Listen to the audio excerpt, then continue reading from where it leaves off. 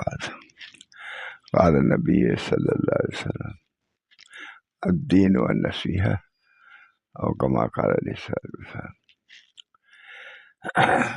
میری سعادت کی بات ہے کہ آپ حضرات ملنے کے لیے تشریف لائے اور اس کی درخواست کی کہ کوئی بیان بھی کر دوں دین کی بات، تو ہونا بھی اسی چاہیے.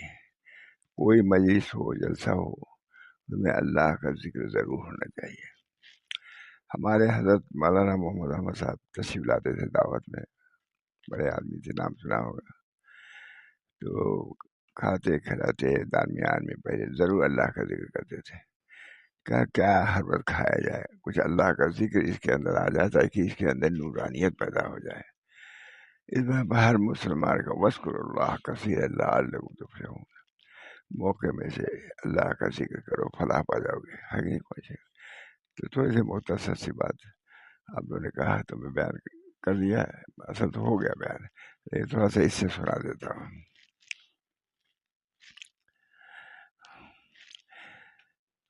اے ایمان والو، اللہ تعالیٰ نے ارشاد فرمایا یا ایھا الذین آمنوا اتقوا اللہ ولتنظر نفس ما قدمت لغد. اے ایمان والو، اللہ سے ڈرتے رہو. جو نکالا ہے میں نے کہا سنائی دو بھائی. اے ایمان والو، اللہ سے ڈرتے رہو. ہر جگہ اللہ، جنگل بیابان پہاڑی، ہر جگہ اللہ موجود ہے. اللہ ہم سب لوگوں کو اس صحت کا عطا فرمائے. سب کچھ اسی میں ہے. اے ایمان والو، اللہ سے ڈرتے رہو. اتق اللہ. بعض بزرگ تھے، بہت بڑے آدمی کا کہا بات کہیے بسم اللہ کر کے، یا ایھا الناس اتقوا اللہ، اللہ سے ڈرو. اور منبر سے اتر آئے گا، بات ہو گیا. بہت سنا میں نے ماشاء اللہ صاحب سے. جاتے تھے واز کہنے، منبر پر بیٹھے، یا ایھا الناس اتقوا اللہ، اے لوگوں اللہ سے ڈرو. بس بات ہو گیا. واز کے لیے 3 گھنٹے کی یا 4 گھنٹے کی ضرورت نہیں ہے. اتقوا اللہ. تو یہ مختصر سی کتاب ہے، مختصر سی باتیں ہیں. کبھی ایسا موقع آتا تو یہی سنا دیتا ہوں. اے ایمان والو، اللہ سے ڈرتے رہو. اور ہر شخص دیکھ بھال لے کہ کل کے واسطے اس نے کیا بھیجا ہے، کیا بھیجا ہے. برابر نظر بات آتی ہے، خیال ہوتا ہے کہ ہم نے کیا کیا ہے. لکھنے پڑھنے ہی میں رہے ہم لوگ، لیکن اس کے باوجود معلوم نہیں اللہ کی مرضی کے مطابق ہوا ہے یا نہیں ہوا. ہمارا یہ ڈر اچھی چیز ہے، مطلوب ہے، شریعت میں مطلوب ہے. ڈرنا آخرت میں پیش ہونے سے کہ معلوم نہیں وہاں کیا معاملہ ہوگا. تمام بزرگان دین لرز جاتے ہیں. رسول اللہ صلی اللہ علیہ وسلم نے فرمایا اکثرو ذکر حازم اللذات یعنی موت. لذتوں کو توڑ دینے والی چیز یعنی موت کو کثرت سے یاد کیا کرو. اللہ تعالیٰ کو توفیق دے. موت ہی اس دنیا اور دار قرار کے درمیان فیصلہ کرنے والی ہے. موت ہی اس دنیا میں جو اس وقت ہم ہیں، موت آئے گی تو یہاں سے نکل گئے، آخر میں پہنچ جائیں گے. موت ہی فاصل ہے، فصل کرنے والی ہے، جدا کرنے والی ہے، اولا میں اور اخرا میں. اخیر والی زندگی میں اور پہلی زندگی میں فرق کرنے والی چیز موت ہے. بہت حضرات ہمارے ڈرتے رہتے تھے.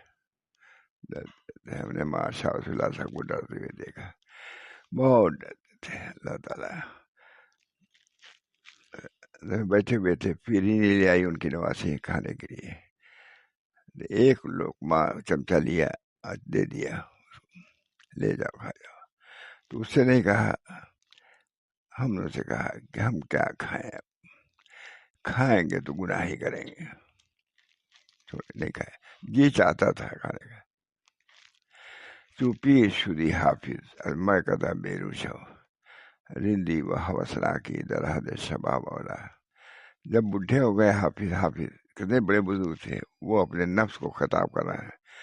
چوپی شدی حافظ میں کدا بے روشو رندی و حوصلہ کی درحد شباب اولا. جوانی میں ٹھیک تھا، بڑھاپے میں بھی یہ بات ہے.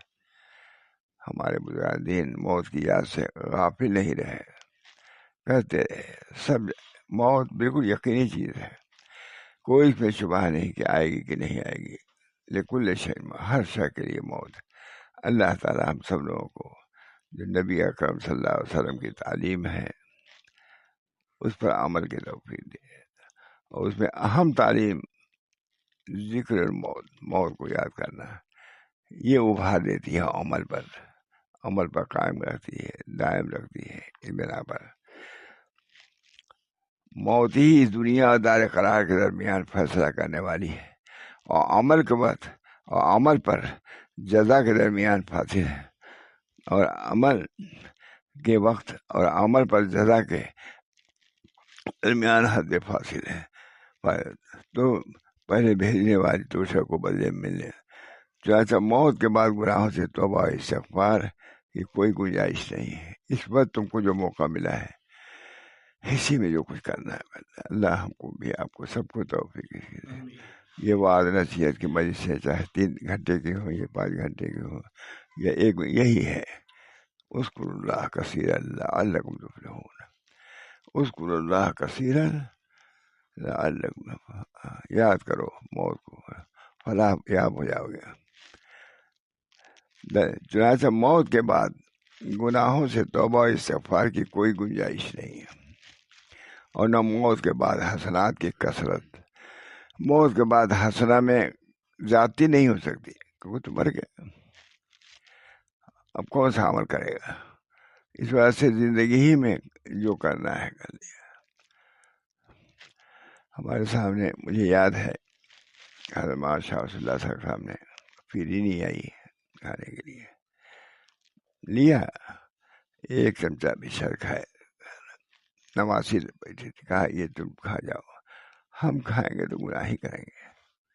ماشاء اللہ ہم کھائیں گے تو گناہ ہی کریں گے، نہیں کھایا۔ میں سامنے کے بعد کہتے ہیں میرے بڑی، آپ نے بھی حضرت ماشاء اللہ کا نام سنا ہوگا، لیکن موت سے اتنا خائف رہتے تھے۔ اللہ تعالیٰ ہم سب لوگوں کو آخرت کے اصلاح کی فکر پیدا فرما دے۔ سکول بعض اور نصیحت کا لب لباب یہی ہے، بہت تقریر کرنا نہیں ہے، مگر صرف بات کا مقصد صرف یہ ہے یاد دلایا جائے آخرت کا، تذکیر آخرت تھوڑا سا۔ ایسے لوگوں کی توبہ نہیں جو گناہ کرتے رہے ہیں، یہاں تک کہ جب ان میں سے کسی کے سامنے موت آت کھڑی ہوئی تو کہنے لگے کہ اب میں توبہ کرتا ہوں، میرا اس کی گنجائش جب تک دے رہا ہے اللہ تعالیٰ کا فضل سمجھتا چاہیے۔ پھر موت ہر شخص کو یقینی طور پر پکڑ لینے والی ہے، اور بلا ریب سب کو آنے والی ہے، جیسا کہ اللہ عز و جل نے فرمایا قل ان الموت الذی تفرون منہ فانہ ملاقیکم ثم تردون الی عالم الغیب والشہادہ فینبئکم بما کنتم تعملون۔ موت مخلوق کے پاس اچانک آ جاتی ہے۔ بہت سے لوگ ہیں جو گھر سے گاڑی چلاتے ہوئے نکلتے ہیں اور کفن میں لپٹے ہوئے لوٹتے ہیں، بہت سے گھر والوں سے اپنے لیے کھانا تیار کرنے کو کہتے ہیں اور بغیر کھائے ہوئے مر جاتے ہیں۔ بہت سے لباس پہنتے ہیں، کپڑوں کے بٹن بند کرتے ہیں، پھر کپڑوں کے بٹن غسل دینے والا کرتا ہے۔ بہرحال مضمون نکل آیا تو سنا دیا۔ موت اذکروا اللہ کثیرا لعلکم تفلحون، اللہ کو یاد کرو کثرت سے، اس میں اہم موت کو یاد کرنا بھی ہے۔ تمام صحابہ کرام بزرگان دین موت کو یاد کرتے تھے۔ اللہ تعالی ہم سب لوگوں کو اپنے مرضیات پر چلنے کی توفیق دے، اور جو جہاں جانا ہے آخرت اس کو بھی یاد کرنے کی توفیق دے کہ وہاں جانا ہے، لا ریب ہے، بے شک ہے، یقینی ہے، ہر شخص کا لازم، چاہے بوڑھا ہو جوان ہو، کسی کا ٹھیک نہیں کب کیا ہو جائے۔ اس میں اللہ تعالی ہم سب لوگوں کو اپنی اصلاح کی فکر پیدا فرمائے، اور رسول اللہ صلی اللہ علیہ وسلم سے صحیح تعلق پیدا کرنے، تعلق رکھنے، اسی حال میں ان سے ملنے کی توفیق مرحمت فرمائے۔ بس دعا کریے اللہ تعالیٰ سے کہ اللہ تعالیٰ ہم سب لوگوں کو اپنی زندگی کی قدر کرنے کی توفیق مرحمت فرمائے۔ ہمارے بزرگوں نے موت کو یاد رکھا. ماشاء اللہ صاحب کو ہم نے دیکھا موت کی یاد. اللہ تعالیٰ اس موت کے پہلے ایمان کو ہمارے درست کر دے تاکہ اللہ تعالیٰ سے اس حال میں ملے کہ اللہ ہم سے راضی ہو. رضی اللہ عنہم و رضوا عنہ، یہ بشارت ہم سن لیں. اس بنا پر یہاں آنے کے بعد یہی ذہن میں چند باتیں آئیں. پہلے کچھ معلوم بھی نہیں تھا، لیکن وہ میں نے بیان کر دیا. جو اپنے لیے مفید سمجھتا ہوں وہ دوسروں کے لیے بھی مفید سمجھ کر کے بیان کرتا رہتا ہوں. دعا کیجیے نبی اکرم صلی اللہ علیہ وسلم کے فعل میں ہم سب لوگوں کو دینی عمل کی توفیق مرحمت فرمائے، اور آخرت کو پیش نظر رکھنے کی توفیق مرحمت فرمائے، اور اپنے اصلاح کی فکر پیدا فرمائے. وفات کے بعد نبی اکرم صلی اللہ علیہ وسلم کی ملاقات اور زیارت سے بھی مشرف فرمائے. اللہ تعالیٰ ہم سب لوگوں کے آیا ہوشیاریوں کو دور فرما. بہت سی پریشانیاں ہیں. اللہ تعالیٰ ہم سب لوگوں کو عافیت عطا فرمائے. نبی اکرم صلی اللہ علیہ وسلم کے فعل میں آخرت کو پیش نظر رکھنے کی توفیق مرحمت فرمائے. ربنا تقبل منا انک انت السمیع العلیم برحمتک یا ارحم الراحمین بحرمت سید نبی الکریم صلی اللہ تعالی علیہ وسلم. میرے لیے بھی خوشی کی بات ہے کہ آپ نے بیان کے لیے کہا تو بیان کیا، مجھے ثواب بھی ملا اور مجھے بھی تذکر ہوا، یاد آئی آخرت. اللہ تعالیٰ ہم سب لوگوں کے آخرت کو درست فرما دیں. کہ اللہ تعالیٰ سے عہد کیا جائے کہ ہم عمل کریں گے. اس بنا پر عورتیں ہمارے سبھی سمجھ لیں کہ بحث صرف تبرک نہیں ہے، بلکہ داعیہ اور جذبہ پیدا کرتا ہے اصلاح کا. بیعت ہونے کے بعد بہت سی چیزیں جو پہلے نہیں کرتی تھیں ان کو کرنا چاہیے.